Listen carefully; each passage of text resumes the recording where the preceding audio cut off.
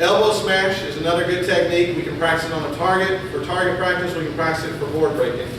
Yellow belts have this as an option even for taking testing for their green belt level as one of their board breaks. If you're going to if you're going to hold for an elbow smash, hold it where the whole flat part of the target or cushion that you might be using at home is facing straight at them.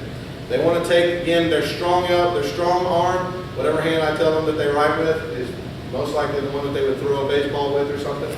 That's the one that they want to hit with.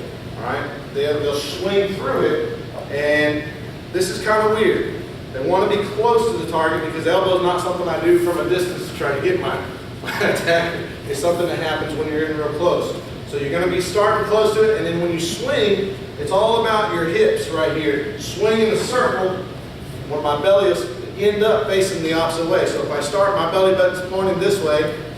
When I finish, it's pointed the opposite way, okay? So here's how I do it. I tell them to make a good strong fist and show me their muscle. That points their fist at them. I tell them to bring that fist all the way down and turn it sideways. All right? I don't want the elbow down. I want it straight up even with the shoulder and everything else, and that hand's right there. Some people like to grab onto that hand and have two hands pulling through in there. I don't really need that. I just do one hand, and that works fine for me. What I do use the other hand for, though, is I'll point it past my target. That's like an aiming kind of hand, and that will pull fast on this side of my belt to help speed up my hips, while this side is pushing forward and around. All right, so I'll be here, and again, it's kind of like a shift into a front stance with my front foot, shifting through it a little bit, but more than anything, it's turning and pivoting on my feet, so that way I can go all the way through that. One thing you don't want to let them do if they're practicing this at home is you don't want that hand to escape and come out here. Okay, you don't want them reaching for it. You don't want them starting too far away for it and leaning. I want to keep my back straight and keep my hand in tight, so that way it's this, not the point of my elbow, but the next little inch or so over that's hitting. That's what I want to hit right in the middle of that target or board that we're practicing for. If we were going to do it, take one step further, and we want to help them build up, maybe in their mind, or build up their body a little bit, then you might have something like this you can practice with them at home with. I just took a skinny little Yellow Pages phone book and duct taped it all the way around a couple times, drew myself a little target in the middle, and I'll use this thing as something to practice with too. When you're holding like he's doing right now, if you're holding for them at home and you have something like this that's board shaped, maybe you have a rebreakable board that you're helping them practice with, then hold it lengthwise, up and down, not side to side. All right, that's the best way to hold for an elbow smash here.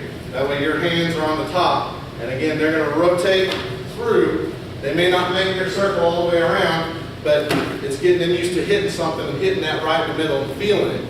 If you've got a rebreakable board at home, that's another way of doing it. If they're having a hard time with the rebreakable board, measure in 1 second. They come in all different colors for all different levels. If they have a hard time with it, practicing at home, you can always kind of change the level of difficulty by making it a half a board. This will be easier for your student to break than if you had it all the way put together. So maybe they're hitting this at home and they're still stopping a little bit. These boards are great tools to help them learn to go through something. But if you don't know how to use it as a tool, then it doesn't really help. So you learn how to gauge it down a little bit. This makes it easier for them, and it also narrows the target down.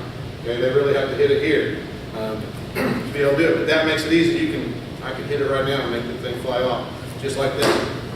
But that's a good tool for them to use at home too. Hold it lengthwise up and down. The thing with rebreakable boards is, though, they have to hit in the middle. A wooden board, if you hit it up at the top, might still split and break.